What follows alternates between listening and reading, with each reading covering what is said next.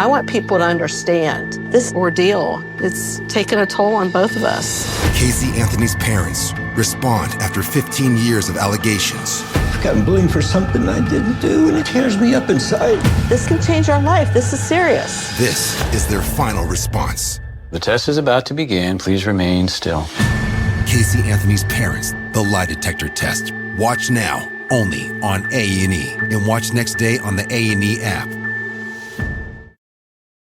Luxury is meant to be livable. Discover the new leather collection at Ashley with premium quality leather sofas, recliners, and more, all built to last. No matter how many spills, scuffs, or pet-related mishaps come its way, the leather collection at Ashley is made with the durability you need for the whole family. Shop the new leather collection at Ashley and find chairs starting at $499.99 and sofas at $599.99. Ashley, for the love of home. To get the Crime Writers on Aftershow right now, go to patreon.com/partnersincrimemedia.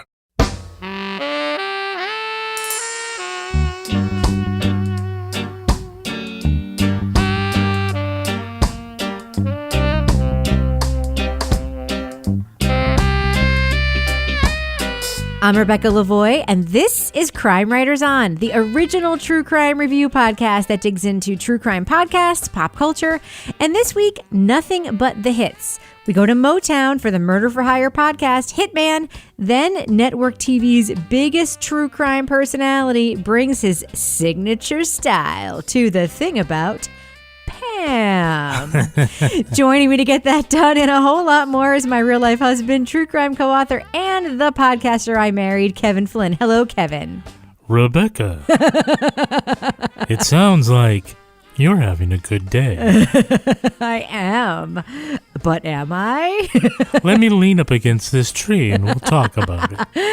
Also with us is journalist, true crime author, former defense investigator, licensed private investigator, and our favorite certified cat lady, Laura Bricker. Hello, Laura. Good evening, Rebecca. And finally, our resident cynic, who I have under good authority, is not actually a White House whistleblower, the author behind the noir novels known as the City Trilogy, and our Patreon book club host, Toby Ball. Good evening, Toby.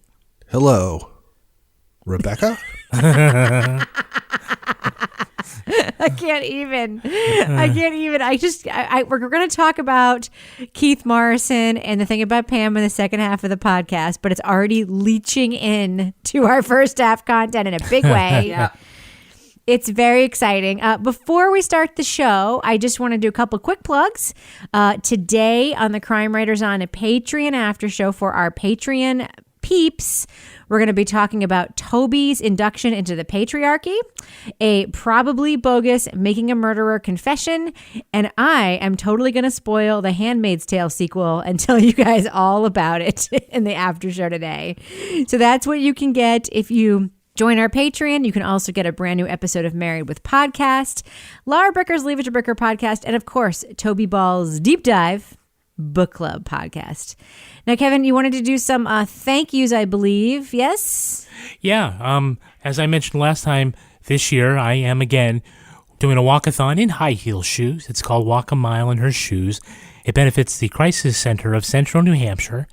And folks have been kind enough to donate a little money to it. I said that I would give them shout outs if they donated. So this is as of Thursday of the previous week when we are recording this. So let me just give a quick shout out to the following folks: Kelsey Granning, Lauren Hawkins, Teresa R., Michael O'Neill, Jennifer Hess, Dave Fisk, Katie Hinton, Haley Rumbach, Aaron Boyle, Shannon Parker Havenhill, Aaliyah Renee Chiapadice, Janelle Vreeland, Mary Ann Rogers, Susie, Jennifer Perry, Bruce Assam, Dave Levine, Catherine Mallory, Christine Martin, Ben and Noel Bruning, Rachel Harrison, Andrea Price, Lori Collins, Melissa Heidenfeld, Jim Du Bois, Lori, Wendy Martin, Kylie McElvin, Janet Varney. Janet Varney? Yes. Hello. Peggy Malone, Hunchley PC Immigration Law Firm, Lisa G. Miller, Samantha Leaf, Dana Inskeep, Angela Buster, Caroline Ali Marinaro, Stephanie Tyson, Devani Angel, and Christina, I have also at least a dozen anonymous donors, and matching those donations is one Rebecca Lavoie. That's Flynn. right. I threw in $250 of my own personal money. You mean our money? You know who I didn't hear in that list? Who? Toby Ball and Laura Yeah. Bricker. Fuckers. Oh. Step up, guys. Throw in $5. It's going to kill you? Well, we'll say. I don't know. It might. I mean, I had to buy all that skunk stuff last week, so, you know. But Kevin, make sure to put that link in our show notes if anyone else wants to jump in and support you in your noble fundraising for the Crisis Center of Central New Hampshire, okay? Thanks. And that's going to be on Wednesday, October 2nd. And I'll be sending out photos of myself and my blisters. Yes. And you got to keep raising that goal because you keep passing your goals. I know. I just wanted to make like $50 and I'm up to about 2,000. So thanks, very everybody. Exciting. It's very exciting. All right. Well, let's begin the show, shall we? It's time to review our first podcast of the evening. I'm going to tell you about this book I found. If you saw it on a shelf, you might think it was a comic book or a silly pulp novel. The cover is purple, with a James Bond, Dick Tracy-looking guy on the front, wearing a bright yellow suit and a fedora. He's holding up a gun with a silencer attached, and behind him, there's this red outline of a body, and on the back cover is a crude drawing of handcuffs, a bottle of poison, a knife, some red gloves, and that same gun. The book's title even sounds kind of ridiculous. It's called Hitman, a technical manual for independent contractors. What if a book could give you how-to instructions on being an assassin? And what if someone used that book to commit a murder? That's the story behind iHeartRadio's Hitman. Host Jasmine Morris tells us about an obscure book titled Hitman, the technical manual for independent contractors, in which author Rex Farrell explains how to be a killer for hire. Rex Farrell has very specific tips for the aspiring contract killer. He writes, step by step, you will learn where to find employment, how much to charge, and what you can and cannot do with the money you earn. The book's blueprint seems to fit a triple homicide case in Maryland. But who would put out a contract hit on a mom, her disabled son, and his nurse? Perhaps it's the woman's ex-husband, former Motown record engineer Lawrence Horn. By the early 90s, Lawrence and Millie Horn's divorce and the subsequent custody battle had definitely gotten messy. My mother didn't trust him at all. She felt like he was up to something. I mean, she made it very clear he couldn't come in to see Trevor, especially when she wasn't at home. The podcast follows the stories of the hitmen, one who used music and one who used a gun, as well as a discussion about whether a step-by-step guide to getting away with murder is speech that ought to be protected. Now we will be talking about plot points from Hitman, so to stay spoiler-free, look for the time code listed in our show notes. Now, Kevin, when you were first listening to Hitman a few weeks ago, you said to me, you know, we complain about a lot of stuff about a lot of podcasts, and this podcast does not have a lot of the things that we complain about in the podcast. What did you mean by that comment? Well, I felt like the reporter did like all of the things that we're always talking about. I mean, she was very transparent about how this stuff was going on, why they did certain things, why some things weren't available, like, you know, music from Motown. You know, they didn't want to license it. And we could have done an awful lot with this surveillance investigation, but we're consolidating it. I think it's written pretty well. And yeah, you know, all the usual picky stuff that we pull at, I have to say, you know, she's passing the test. Okay, so one of the things that I wanted to ask about is this idea of this book, right?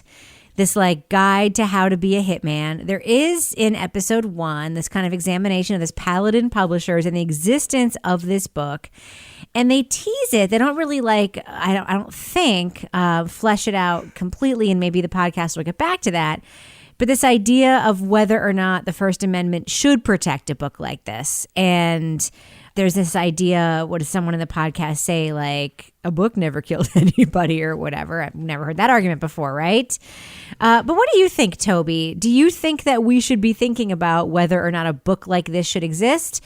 Or is this not really what this podcast is about? I mean, I think there are, you know, I guess there's probably a First Amendment question, although I don't really think so. I mean, I guess you can, I think it's more of an ethical thing than a legal thing. I assume there's other books that are like this. Like, isn't the Anarchist Cookbook, doesn't that like teach you how to make bombs and stuff? I mean, it's a little hard without actually seeing it. To me, just sort of what they talk about, it kind of sounded like somebody wanted to write a book about a hitman. It was just like, plotting and characters and stuff is just a pain in the ass. So I'll just like pretend I know what I'm talking about and just like write a little, manual or whatever. Because it did seem, it's like read detective novels. Maybe you'll find something cool in there. The newspaper can be your best friend. Is this really hitman advice? Is that like what pro hitmen do, is like read the newspaper looking for like divorces amongst rich people that they can maybe hit up for contract killings? Again, and I think the whole, that Paladin Press seems like a little sketchy in a lot of ways, but I don't know. First Amendment stuff, this just didn't seem like it was like that serious a menace. And when they kind of talk about how she doesn't like to let it touch like other things on her desk, I was like, I don't know. Just seems a little bit over the top.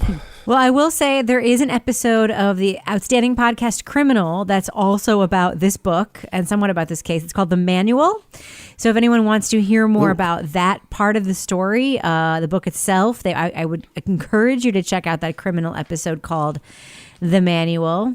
Now, Laura, your first note to me, Kevin says, he feels like this reporter does everything we've told podcasters to do. Yep. Your first comment to me was, you just couldn't get into this for some reason. Yeah, so that was the thing. It was like, there was nothing, like everything was like the production quality was great. The reporter was great. They had access to everybody. But for some reason, this particular story, I just couldn't. It just wasn't grabbing me for some reason. And I think, so I actually went back and listened to the first episode a second time because I was like, okay, I got to see if maybe I was just driving and I zoned out or something. But I think what it was is, to me, I feel like there's like two different stories here. And I feel like the manual itself is like one story, really. And this actual killing and this murder, I mean, I understand they're tying it to that. But to me, I felt like the murder should lead and that the, manual's a smaller piece of this story, because I felt like the stories just for me weren't working together for me. Yeah, there was a disjointedness to me about it too. And I just want to underline what Kevin says. The podcast is produced very well. These iHeart podcasts sound fantastic. The host is great, Jasmine Morris. She's a public radio person. She's actually a StoryCorps producer, if anyone's familiar with StoryCorps. They take these like hours and hours and hours of tape of people talking and turn it into these like 2-minute segments that air on Morning Edition on public radio. Kevin, who used to also, yeah. who used to be a StoryCorps producer? Who? Jason Moon, hosted Bear Brook. Yeah. Yeah, he was an intern at StoryCorps, and he was also a producer on the show. So right, they had those two guys talking about the time they stuffed those kids in a barrel. Oh. No, they did not. Okay. That was not a thing. Yeah. But I will say, when she made that nod to, I pitched a story several years ago to a podcast that was doing an episode about amateurs. I was like, oh, she's talking about the Jack Hitt episode of This American Life. She pitched for that. And then it turned into this. I mean, it was like, it felt very like public radio home to me. And the podcast does sound great. But I will say I agree with Laura in that the episodes are not long. They're 35 minutes long? Mm-hmm. They feel a lot longer to me than that. Like there's just a lot of, it's not meandering. It's actually in-depth detail about that part of the story. But I also found myself having to go back and listen again too. And it wasn't the writing and it wasn't the production. And then I came to realize, I think it's because they're trying to do two things at once here, the book and the case. Yeah. And I am not sure the book could have been an aside, but it should have been the framing device, or should the case have been the framing device? Yeah. Well, I think as they went along, I think they focused on the book primarily in episode 1 and kind of just transitioned into the actual case. They weren't really, maybe I'm remembering it wrong, but they weren't certainly bopping back and forth from what's going on with the book to latest developments in the investigation. No, but they did spend an awful lot of time setting up the book stuff at the beginning. And the title, and they lead off with it. And they're coming back to it in the next episode, I think they teased. It's hard to, at least for me, to say they're not connected well enough because it's not done yet, and it seems like they may be going back. It seems like the rest of it has been, well thought out enough that I'm willing to kind of suspend judgment on that and give them the chance to show where the connections are. If they don't, that'll be disappointing. I'm somewhat optimistic. All right. Well, I just want to ask some questions about the case, because I think the case really is the heart of the podcast. So, Laura, Yes. if you were to hire a hitman, Okay. is it better for you or worse for you to create an alibi where you're literally videotaping yourself watching TV in your apartment while you know the hitman is committing the crime? Oh my God. I can't even. It's like something that Pam in our second review would do. Seriously. Pam? The thing about Lawrence. Couldn't you just go to a gas station or have an argument with a waiter? Yeah, just be like in a restaurant. Yeah. Do like the thing they always do in Law and Order where they're at the bar ordering some rare drink that no one ever orders. Yeah. The whole thing about that guy, and even when he was like videotaping ahead of time to gather intel for the hitman, I was like, oh my God, that poor kid who was involved with sort of pointing out where things were. And then there's this moment in the tape. Lawrence is picking the girls up near the driveway. Where's Trevor? Which one? On the left. That over here? Up front? Upstairs? Up front. Downstairs. Where is Trevor? Which one is his room? Where? Up front? Well, speaking of tapes, Kevin, we actually have the hitman himself, James Edward Perry, who allegedly read this book that should have made him an awesome hitman, and then he ends up being freaking awful at covering up his hitman tracks. Yeah, I mean, they kind of get him because the hotel where... And the recorded phone call? There's that. But I do like, sort of the detail where the book says, check in under an assumed name. And like, it's America, man. What the hell? Like, where are you going to check in? Oh, my name's John Smith. Well, we need to see some ID. Yeah, my name's John Smith, but here's my credit card that says Toby Ball. Yeah, exactly. It was a good example of sort of like where the real world and the fantastical world just kind of, bump up against each other. And that's kind of friction that gets you caught. Right. And another reason why that Hitman book probably wasn't written by a real hitman. Yes, exactly. Aside from the fact that I think the guy who wrote the Hitman book told the publisher that he wasn't a real hitman, right? Yeah. And his name is Rex Farrell. King Wild. I think that would be Toby Ball's hitman name. Great pen name. Yeah. Well, I do want to talk about some of the more, sensitive material that's sort of at the heart of this. And I think that the podcast does do a good job of telling the victim's story. And I don't know about you guys, but I felt freaking awful for Lawrence's other daughter. He's got a couple of other daughters, but the one that they interview extensively on the podcast, Trevor's sister, who basically fielded the call from her dad and then told him that her mom and Trevor would be home the day of the murder. Tiffany got a phone call to her dorm room at Howard University. He never called me, but he asked me whether my mom was going to be flying out the next morning because he wanted to talk to my sister. And so I told him that my sister, if she wasn't home, would probably be at my aunt's house. I called my mom. Right after I got off the phone with him, he was searching for information, which I found odd. That's freaking awful, is it not? It is. Yes. I don't know if we need to discuss it. It's just awful. Next question. Well, she's a real sympathetic character. She did bring, good color as far as describing her mom and her dad as a firsthand witness to their relationship. She was able to bring to life some stories that otherwise you wouldn't have. Because certainly, if I just say on its face, oh yeah, there's this guy and he paid to have his ex-wife and disabled son killed. You're going to wonder a little more about what's going on with that guy. That's a very complicated story.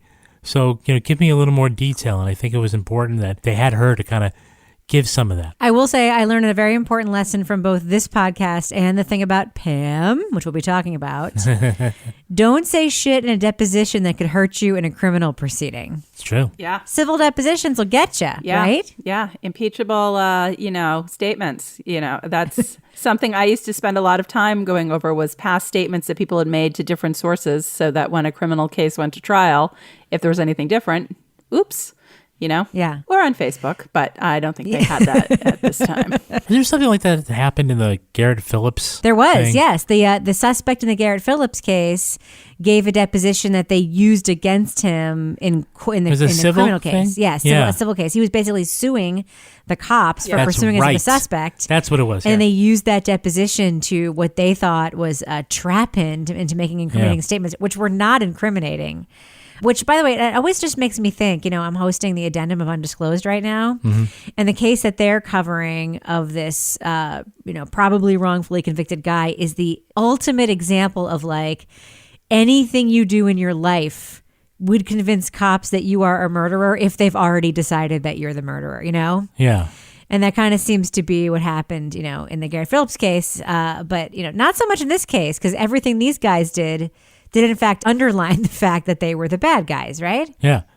And spoiler alert, if you're listening to this podcast and police think that you're a murderer, they're going to say it's because you're listening to podcasts. That's right. Exactly. That's right. So one thing that I want to touch on real quick, the final episode that we were able to listen to at the time of this recording is the Slayer's Rule, about that Maryland law that you cannot be the beneficiary of someone's life insurance policy if you've murdered them. Is that no duh? I mean, what do we think of that law? Like the fact that there actually has to be a law that says that is like fucking absurd. I'm sorry. Like, how is that not? I mean, I know it's like, it just seems like absurd that somebody would actually be awarded a life insurance policy in that case. But if you don't have a law, who knows? Exactly. Like, I mean, I better watch out. Jeez. I don't know if there's a law like that in New Hampshire. Ken might take me out. Well, he better find out ahead of time. Yeah. So what do we think about this this teaser that came out? Because we had been waiting for episode 5 for some time. And instead we get a teaser saying, hey, we've got some new reporting and, kind of explaining why they've been away. I would have to say that, if anything, can we just say that signals, again, some really thoughtful reporting? That instead of just, slapping some stuff together, that it was worth it to pump the brakes on release so that you could get the episode together that you want to get? I hope so. Yeah. I hope so, only because I know this story has been done a bunch of other places. It's been done on other podcast episodes. It's been done on true crime TV shows. I don't think this is a case that's like never been explored before. Mm-hmm. And the sourcing in this podcast really is impeccable. They have everybody. They have everybody you would need to have to report this story. They really do. Look at Mary Wilson. Yeah, exactly. I mean, she's like a Motown legend. I know. It's true. They literally have everybody. I forgot about that. That was an extraordinary little moment. And I will say, like, the idea that the Motown people will just let you use the music, no, you got to pay for that shit, unfortunately. Unless, no, they even with the pay, they just, Unless you're being... they would have said, no, we're not going to license it. Okay, they wouldn't license it. I thought just they wouldn't give it to us, is what I thought. Well, like, that's of course what they're not going to give it to you. Yeah.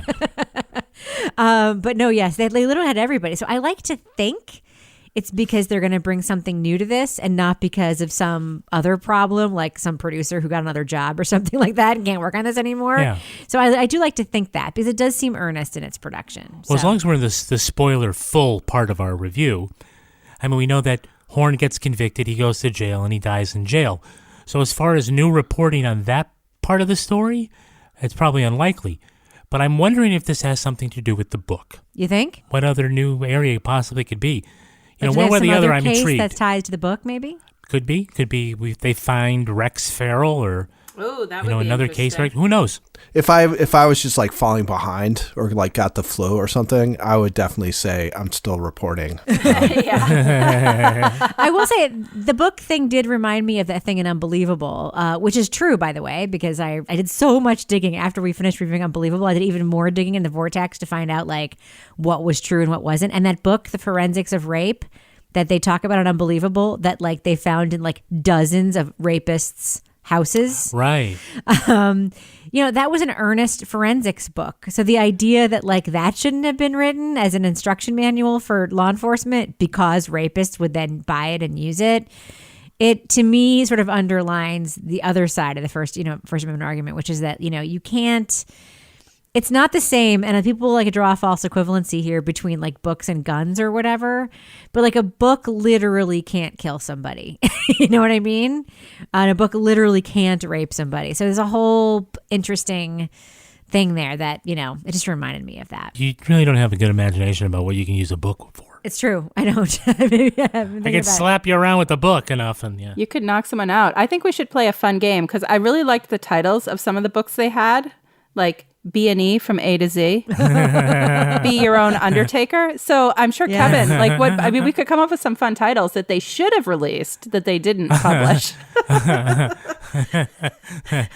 How not to film yourself at home while you're actually committing a murder so you don't get caught. 15 uses of tripwire. All right, well, let's do what we do. Let's give this podcast, Hitman, a thumbs up or thumbs down review.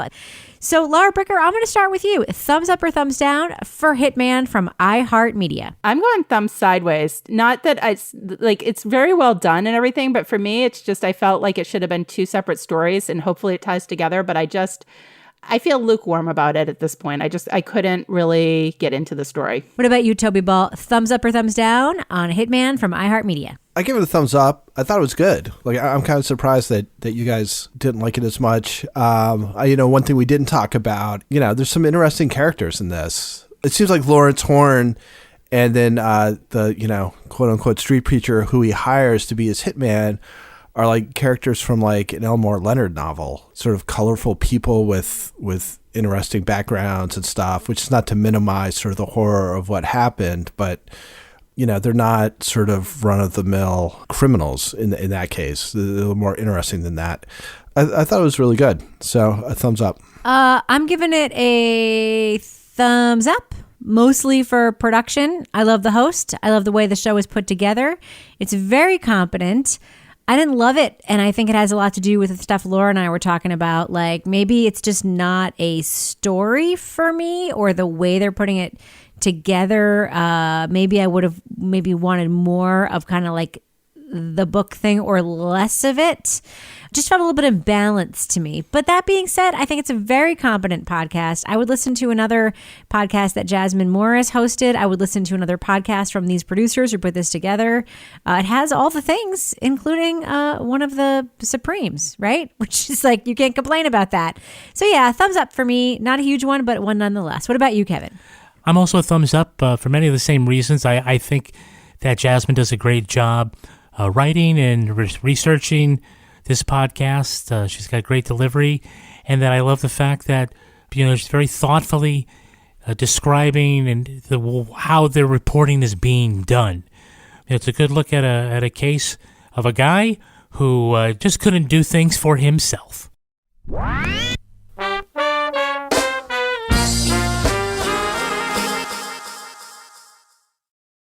Moving on. Fans of NBC's true crime staple Dateline will recognize the story of Pam Hupp. The primetime show has featured her case multiple times. Now they're doing a podcast-exclusive treatment of the story hosted by the unparalleled Keith Morrison.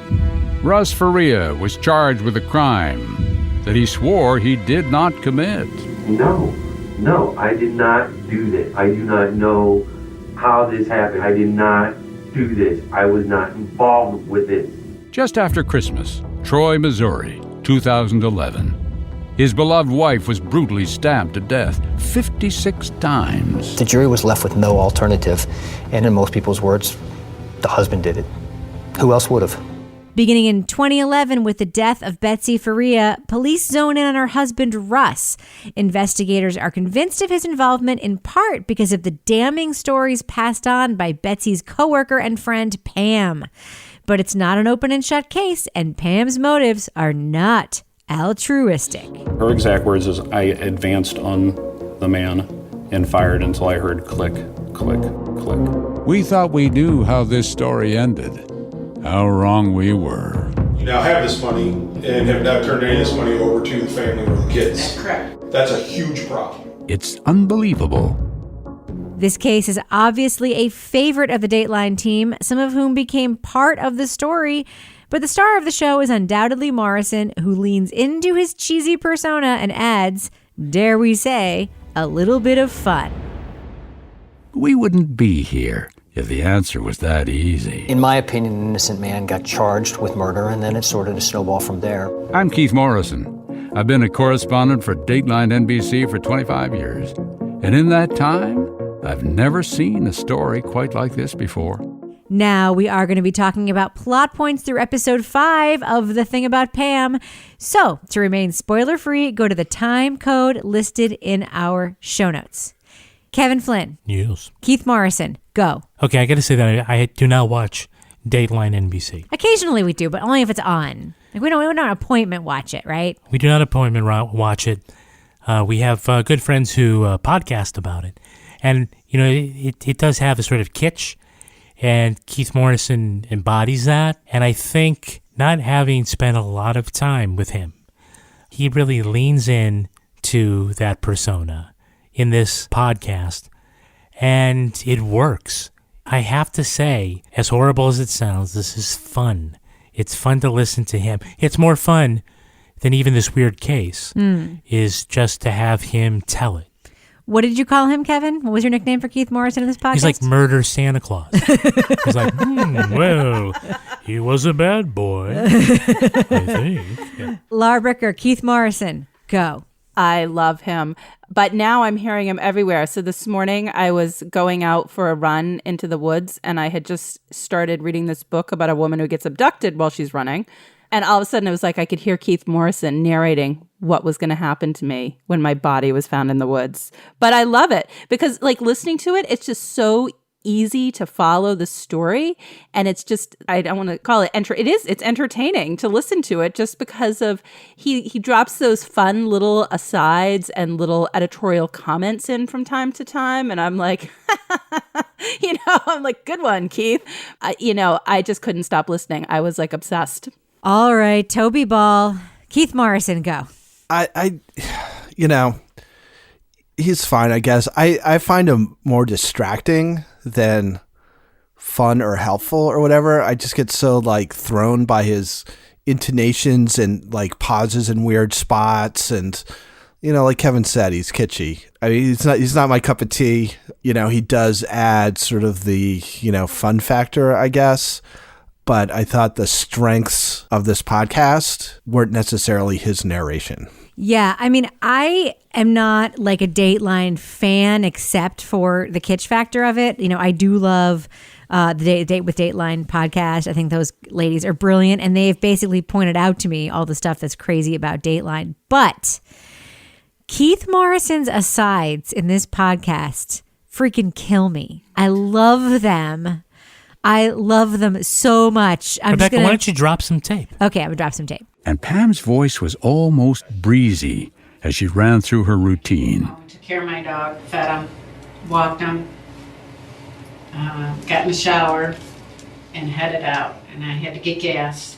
So I went Walked the dog, got gas, used her loyalty card for her daily soda. A real little one down the street where I go every morning and get my soda. You get one free after so many.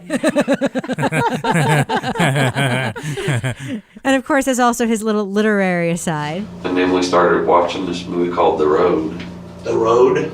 Yeah, but it was boring. Cormac McCarthy's The Road. Boring? Well, to each his own. I think much of the audience that was lost on that. Well, the other thing I want to talk about is the format of the podcast, because I will say of all of the cases that we have talked about on this show that have been covered in podcasts, and we just talked about one in the first half of this show, I do feel like this podcast in many ways, even if you hate Keith Morrison and don't love the delivery of it, is kind of a masterclass in telling a story and making it easy to follow. Yes. Like they're basically covering one aspect of the story in every episode.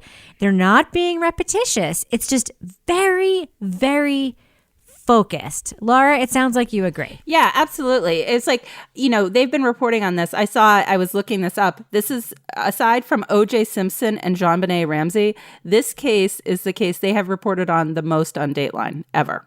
They've covered it like 4 times. So, they probably have, I can't even imagine how much tape, how many interviews they've done.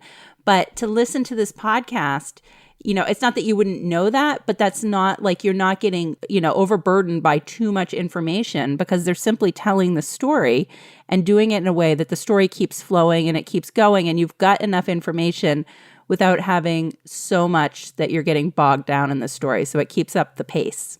Flo from our Facebook group says, as a writer, I'm intrigued by the episode length because they managed to pack a lot to me, or so it seems, in compressed episode time, which makes the focus really singular on one wackadoo facet at a time. I'm not sure if every other podcast seems bloated now or whether we're just out of the episode just when it's starting to cook. I don't know.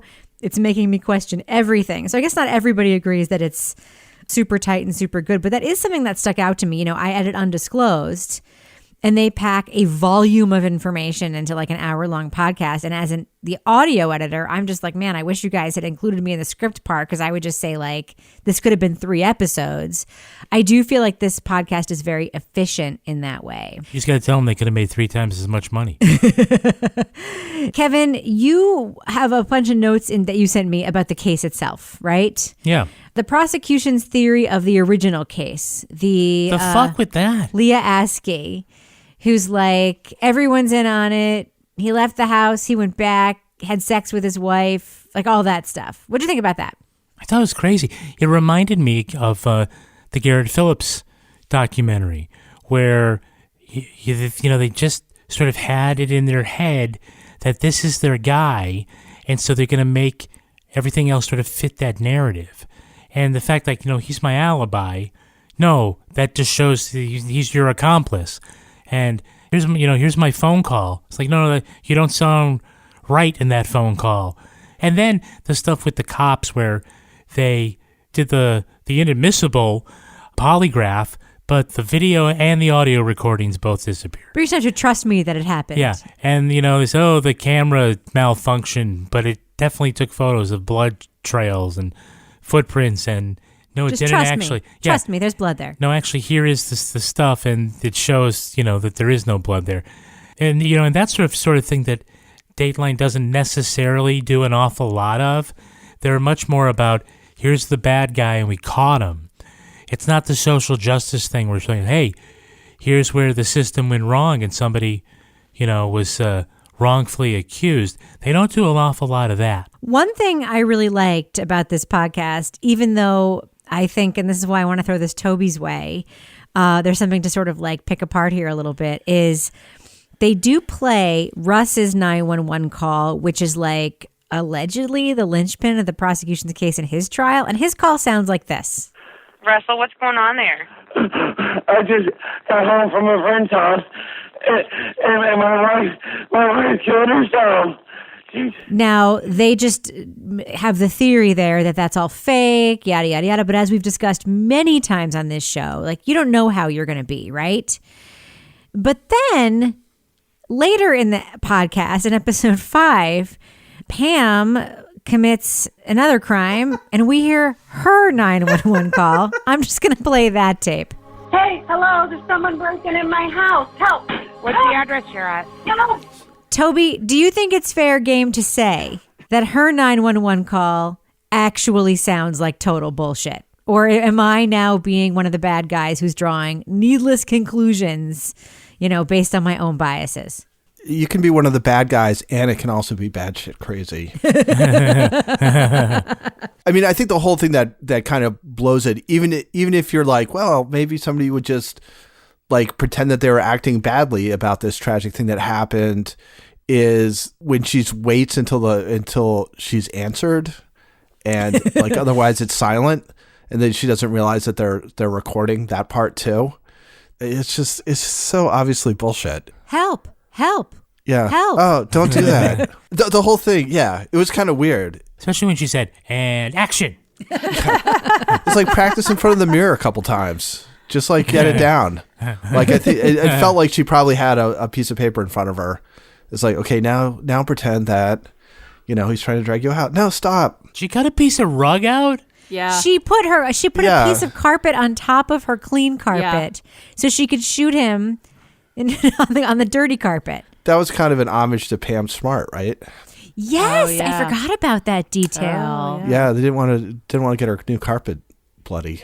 Now, Kevin, there's another case that this whole thing with Pam and the second murder that the podcast covers. It reminded me a lot of a book that you wrote. Pam trawled around a poor neighborhood looking for a hapless victim to use. I guess the plan was to frame Russ some more. Yeah. What's up with that?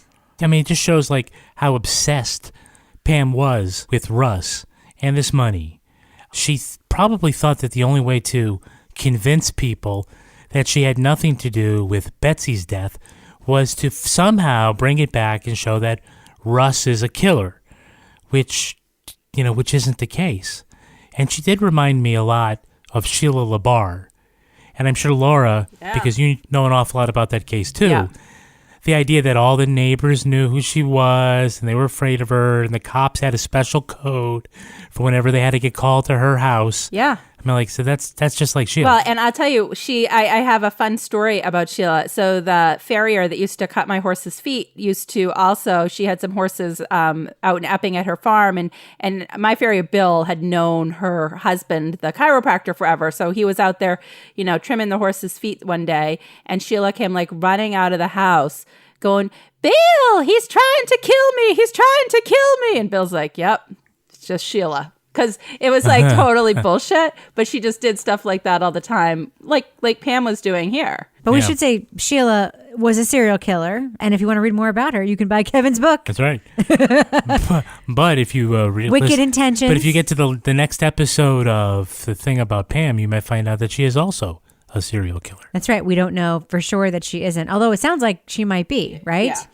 So I want to talk about a character in the podcast that, to me, is the closest to Laura Bricker of any character we've ever encountered in a podcast. And that would be our good friend, Carol. Oh, no. She was short, chunky. She was actually wearing a scrub top, if I remember correctly. It was blue. Short blonde hair, and the look on her face, she had a permanent, grin, smile, it was just weird. Weirder? She wasn't going anywhere. She just sat there, idling. My dog, she's never growled in her life. She's growling, she's going crazy. So I walked down there, I was like, "Can I help you? You're kind of making my dog nuts." And she just kind of looked at me and she asked me the weirdest thing: "Do you babysit?" First thing I thought was, who asks a stranger, especially in a trailer park, if they babysit? So Laura, yes, Carol points out that just because she lives in a trailer park does not mean she's stupid.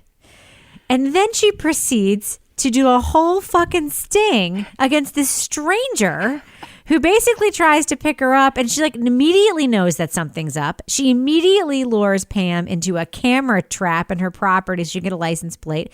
She arms herself with a knife up the sleeve. She asks the right questions, and then she gets the fuck out of that car the minute she realizes something's going wrong. Yeah. Is she not Laura Bricker in that situation? Yes or no? Oh, she is. She is. I love Carol. She's pretty awesome. So I was like, yeah, that's right. I would be doing the exact same thing. I mean, for example, this morning when I was having my Keith Morrison moment in the woods, I was like, okay, if somebody jumps out, where is a big stick I can fend them off with?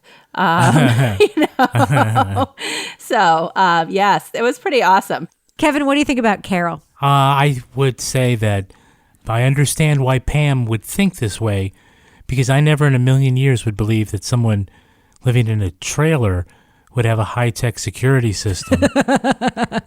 But, hey, good on her. Toby, what do you think of Pam's trying to draw Kathy, the Dateline producer, into her scheme by impersonating her as she's trying to pick up victims for this murder she's planning? She literally baited Kathy on camera, say hi to Kathy, and then she's telling people in a fun, I don't want to say it's fun because obviously this is a nefarious person and real people died, but she's basically using the cheesy stuff that Dateline does that she's been privy to then try to lure in other people. That was nuts, right? It's more meta than I was expecting. Yes.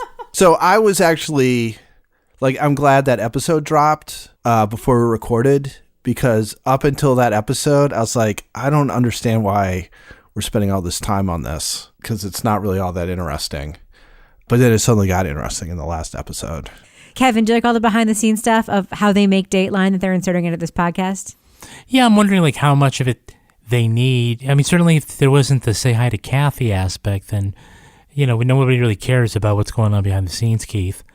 But I do now. we already got enough of you. But I like when Keith is like, just for the record, we don't pay for interviews on Dateline. I'm not going to pay somebody to do a 911 call. And we never reenact 911 calls. That's just not what we do. No. Yeah, no, I think that, their inclusion is important and it's good. It's fun. This is what Dateline NBC does every week. They got a staff. They got people that fly all over the country looking for good true crime stories. And, they're finally bringing some of that to the podcasting world. Laura, one final question for you. Yes. What is wrong with these cops? They have a suspect at the beginning who is not a suspect, but who should be, because all signs point to yes with Pam. Yeah. Immediately, Yeah. from minute one, she's the beneficiary of Betsy's money. Yeah. It's like everything points to her, right? I mean, is the idea that the cops are just so fixated on the husband must have done it narrative that they just can't look another way? Because we actually heard tape of the cops telling her what to do to make herself look less suspicious. Yeah. No, that was the thing as I was listening to this. I was trying to figure out, I'm like, she's like a little bit like Florida Man with some of her antics and the things that she does that she's getting away with. And I'm like, she's not like the world's smartest criminal here, but I feel like she got away with things a lot longer than she should have, because it's like you're listening to that thing about the life insurance and I'm like, beep, beep, hello, like what's happening? Why is nobody following up on, like, it just was like, she just talked her way out of it. But, the part I loved was when, speaking of that life insurance policy, again, I was just like trying to kind of figure out what is her deal. At first it's like, oh, well, Betsy wanted me to take care of the daughters. And then you had that other tape where she's like, no, I never said that. No. And I'm like, do you not know they're freaking recording you every time you go in? Like, are you that stupid? But I don't know. Like, what's going on with her? Yeah, I think we know what's going on with her. It's the thing about Pam. That's what's going on with her. Yeah. Kevin, final question before we do our review. Yeah. One of our listeners, Rebecca, asked in the Facebook group, do you think the thing about Pam should have had a different title? Because the title gives away part of the story. Perhaps. I mean, yes. Yeah, I don't know. Yeah, different title. Toby says yes. I just love the way Keith Morrison says her name. Pam. Or Pam. Or the thing about Pam. There's a Seinfeld episode where like Kramer does that whole thing. He's like, Pam, Pam, Pam, Toby sent me the supercut where he just does it for 10 minutes. All right. Well, let's do what we do. I would like us to give our thumbs up or thumbs down reviews for The Thing About Pam, the new podcast from Dateline. But before we give our reviews, I want to give a chance for some special guests to give their reviews to this podcast. Hi, everyone. This is Kimberly. And this is Katie. And we're from a podcast called A Date with Dateline. Rebecca asked us to come on and give a thumbs up or thumbs down review of Dateline's new podcast, The Thing About Pam, as if there was a possibility that we would give it a thumbs down. I feel like we're a strange choice. Does she listen to us? Does she know what we do here? I do feel like we're being set up a little, and we're going to rave about the podcast, and then they're going to cut to Rebecca and Kevin and Toby and Laura, and they're going to rip the podcast apart, and we're going to look really dumb. But the joke's on you guys, because looking dumb is our natural state, and we are very comfortable here. Oh, yeah. Also, I hated it. You're just going to be contrary for try to get just in case. Yeah. You know that our show's called A Date with Dateline. Yeah. We love all things Dateline, which means that we are by nature going to love this podcast. So should people check out The Thing About Pam? Absolutely. Yeah. Why haven't they already? A+++. Oh, did we mention it's hosted by Keith Morrison, a man who GQ just called the granddaddy of true crime, a phrase that's both titillating and a little bit creepy? This podcast has a wrongful conviction, mysterious deaths, and a lady named Pam who is, spoiler alert, a leaky trash bag of a person. Oh, gosh. Pam! Pam! Pam! Pam! She loves... You just had to sneak an Office reference in there. I did. Pam loves doing terrible things and having no consequences for them almost as much as we love Dateline and this podcast. So thumbs up to A Thing About Pam. I wish I had bigger hands. I have small hands, so my thumbs are small. But I wish I had ginormous Buster from season 4 of Arrested Development hands, and I could just give this giant thumbs up. Your hands are just unnaturally small. They really are. They're like a child. Yeah, it's embarrassing. I can't hold things. Coffee cups are a challenge. Pencils. Thank you guys for listening. You weren't listening. Thank you for asking us to give a review, knowing that it was going to be fully biased. And knowing that you guys are probably going to hate it, and we're going to love you anyways, and still try to convert you into the cult that is Dateline. Yeah, that's true. And yes, of course, those were our friends Kimberly and Katie from the Date with Dateline podcast, giving their take on whether or not you should listen to The Thing About Pam. All right, so Laura Bricker, when it comes to you, is it thumbs up or thumbs down for you for The Thing About Pam, the new podcast from Dateline? 10 thumbs up for this podcast. Oh my God. 10. I don't know. I loved this so much. I don't know why I loved it so much, but I was like, oh, I can't wait for another episode. And the thing that's awesome is they keep dropping episodes every few days, so you don't even have to wait like a whole week for the next one. So, I mean, by the time this comes out, when our podcast comes out, there may be even more episodes. So I love it. What about you, Toby? Thumbs up or thumbs down for The Thing About Pam from Dateline? If we had taped yesterday, it would have been a thumbs down. I seriously was listening to the story, and it was just like, this is just about a woman who just lies her ass off, and that's about it. But the most recent episode, I think, for me, saved it. So, it's sort of a tepid thumbs up, but the story gets weird in the most recent episode. It's super tight. I mean, they know how to write these things. So you're never confused about anything. You're always well centered in the story. So for all those things, I give it a thumbs up. But, I'm not like a Keith Morrison aficionado, and I found him more of a distraction than a feature. Well, Gemma from our Facebook group says, every time I listen to The Thing About Pam, my inner monologue is narrated by Keith Morrison for approximately 4 days, sometimes 5. I got to say, I'm with Gemma on this. I am a huge fan of this podcast. It's fresh. It's new. It's fun. It is like crack-like, addictive. Like, I have to say, it's very seldom because we listen to so many things that like I cannot wait. I'm like, oh, there's a new one today. I was so excited. My work wife, Maureen McMurray, I want to give her a shout out. She runs the podcasting unit at NHPR that's responsible for shows like Bear Brook and Patient Zero and Stranglehold and all this like serious content we make. And she posted on our Facebook group today, sorry in the dark, but Thing About Pam is the best podcast of 2019. We just love it. It's very water coolery. It's the kind of thing you can you want to listen to it and then talk about with people. It's kind of a fun community experience, kind of like what Dateline is for our friends who make Date with Dateline, So I really love it. Big thumbs up for me. They're using their TV assets really, really well. It's really well written. It's really good. And it is, even though it's about a gruesome topic, it is fun as hell. Big thumbs up for me. What about you, Kevin? I'm also thumbs up. I think that the case is really interesting. It's got a lot of twists and turns, which is the kind of thing you want in a true crime case that you're going to be telling over several episodes. But I think obviously the feature here is the narration of Keith Morrison. He does make it fun and interesting. He brings it alive and elevates the storytelling. I think he really thrives in this podcast format because he does the thing that he does so well on television. Oh. Not the thing where he leans up against everything on camera. Really? But his narration, he's in on the joke.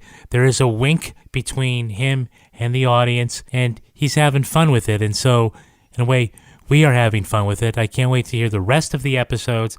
I will definitely be watching the big Dateline television feature where they do all this as a television special and see which version I like best.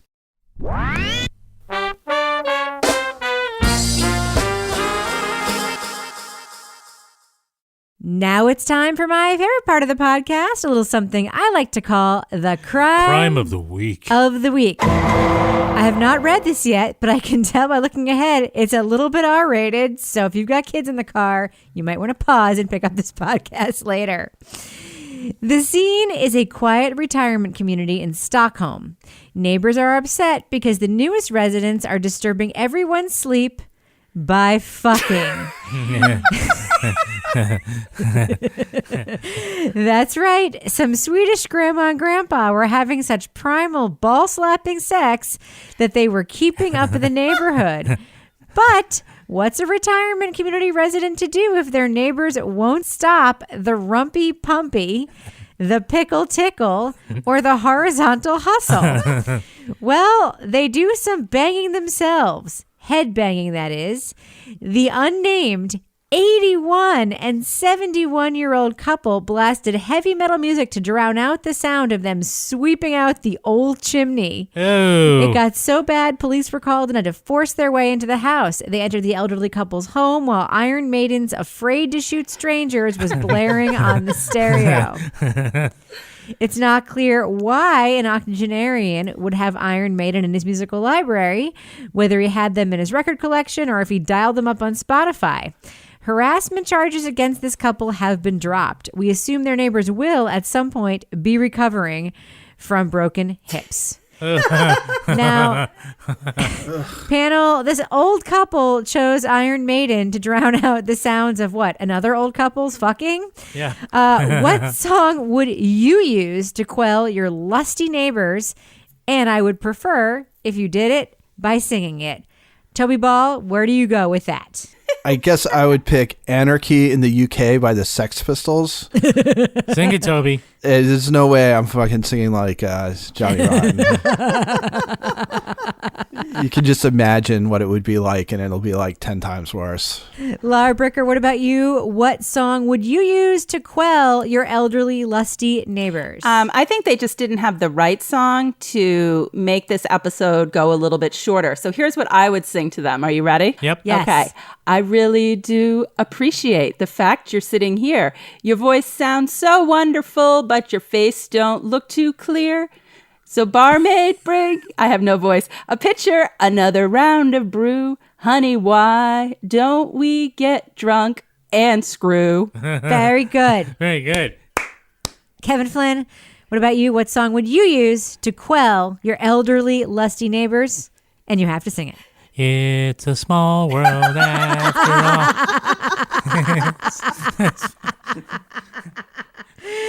All right. Well, Kevin, can we just agree to talk about a time that we almost had to do this on the after show? Because of lusty neighbors? Because of lusty neighbors? Absolutely. All right. Well, before we end the show, Laura Bricker, do we have a cat of the week this week? Oh my God, we have this awesome cat that somebody shared in our Crime Writers on Facebook discussion group. It is a cat in Brazil who is now a lawyer. His name is Leon. Oh, I saw that. He's got a little badge. His name is Leon Advogado. So he is a cat that was hanging outside a law firm, the Order of Attorneys of Brazil, which is pretty much like the Brazilian Bar Association. And people were complaining about him. So they were like, hey, you know what? We're going to hire this cat as a lawyer to stop the complaints. But the cat has an Instagram page where there are many fun photos. And you know what's particularly fun on the Instagram page is to do the translate feature. Anyway, so yeah, I would highly recommend that you go follow. Here it is, Dr. Leon Advogado on Instagram. I'm going to go to his page because he just got his nuts snipped, speaking of sex, so he won't be having any. And they have a picture of all of the people at the vet hospital holding him up. And then here's what the translation says. I woke up and saw angels on my side. I thought for a second to be in heaven, but they were professionals from the vet center. The surgery, I thank all of my followers for caring. So I will be admitted for a day and soon I will be back. Well, at least part of me will be back. Keith Morrison. I do like his little name badge they gave him for the law firm. It's very cute. You've got to see, the Instagram is fantastic and there's lots of fun posts. I love following cats on Instagram, so that is my recommendation. It's all right. I follow like 100 dogs on Instagram, so I get it, Laura. All right, Laura Bricker, people want to send you their animals or other kinds of creatures to be cat/dog/pet of the week. How can they find you on Twitter? At Laura Bricker. And Toby Ball, folks want to reach out to you and congratulate you on giving Keith Morrison's Dateline podcast a thumbs up. How can they find you on Twitter? At TobyBallNH. And Kevin Flynn, if folks want to reach out to you and give you a big old Twitter hug, how can they find you? Twitter? Really? I'm at Kevin P. Flynn. And if you want to follow me on Twitter or Instagram, you can find me at Reb Lavoie.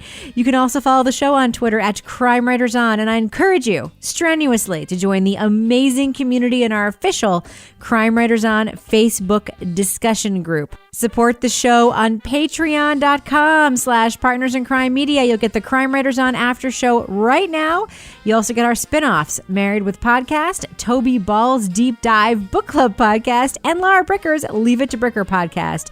Our theme song was performed by the New York Ska Jazz Ensemble and used with their permission. This show was recorded in the Yoga Loft above the Bodega in Bay St. Louis, Mississippi studio, but not Studio C, the closet where I declare executive privilege every time Kevin Flynn asks to see one of my secret phone call transcripts.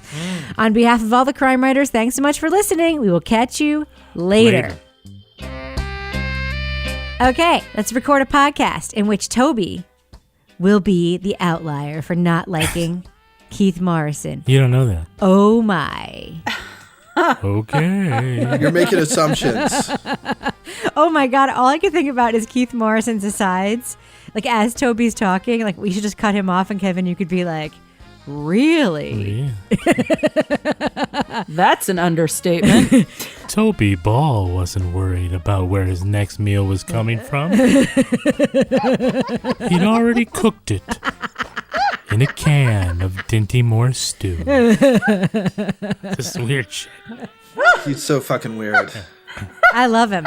I love him. I love him too.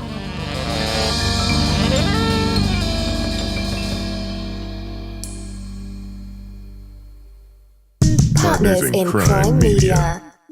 Luxury is meant to be livable. Discover the new leather collection at Ashley with premium quality leather sofas, recliners, and more, all built to last. No matter how many spills, scuffs, or pet-related mishaps come its way, the leather collection at Ashley is made with the durability you need for the whole family. Shop the new leather collection at Ashley and find chairs starting at $499.99 and sofas at $599.99. Ashley, for the love of home.